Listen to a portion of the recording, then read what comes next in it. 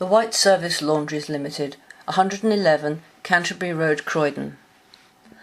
After Dorothy Pullinger married Edward Martin in 1924, she worked as a sales representative for Arrol Johnson's for a while, but the pressure of constantly being accused of stealing a man's job and the clear signs that the automobile manufacturing industry was struggling as the Great Depression got worse led her to consider other ideas. She would later joke, "I thought washing should not be doing men out of a job." This was highly ironic, as poor women have always turned to taking in washing on a small domestic scale as a way to augment family incomes in tough times, but this was not at all what Dorothy had in mind. Her husband was still following his merchant navy career as a purser with P&O, so the newly married, now with a baby daughter, corresponded intensively as they discussed where to set up their proposed industrial-scale steam laundry. They chose a site which was then a farm surrounded by the rapidly expanding residential suburbs of Croydon to the south of London. However, Canterbury Road was a very strategically clever location for their new business, as it was surrounded by prisons, hospitals, hotels, schools, and other potential sources of large commercial laundry contracts, as well as miles of middle-class homes for the domestic laundry market. Dorothy researched the latest steam laundry equipment from the USA and set up a fully self-contained establishment with its own artesian well for water supplies and its own on-site electric power supply. Her engineering knowledge, aided by her father, who was by now retired, would have been essential in setting up the laundry and running it.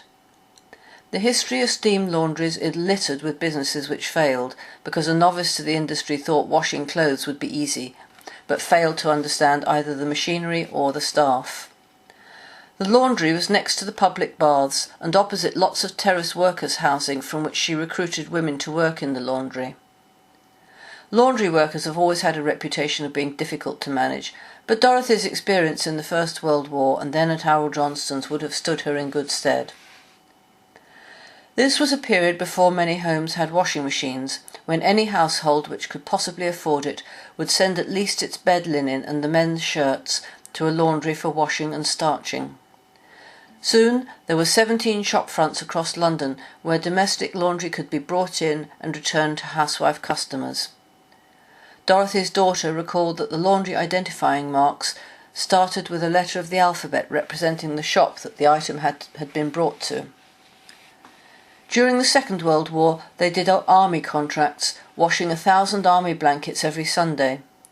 Dorothy's daughter recalled that these were just dumped in a huge pile in the yard, and when the war ended, the army never came back for the last lot. On Friday nights, 3 army trucks would come with bundles of army laundry. The British Army bundles were just 1 per item per man, but the US Army, there were 7 per man. In the middle of the war, the government asked Dorothy Martin to advise them and industrial leaders on managing munition workers, and she had to balance that demanding role with keeping the laundry going. The laundry was also on standby to be a community decontamination centre if there was ever a gas attack, which fortunately there wasn't. In 1947, the laundry was sold to Gossards, the ladies' foundation wear makers, and the family moved to Guernsey to set up another new laundry.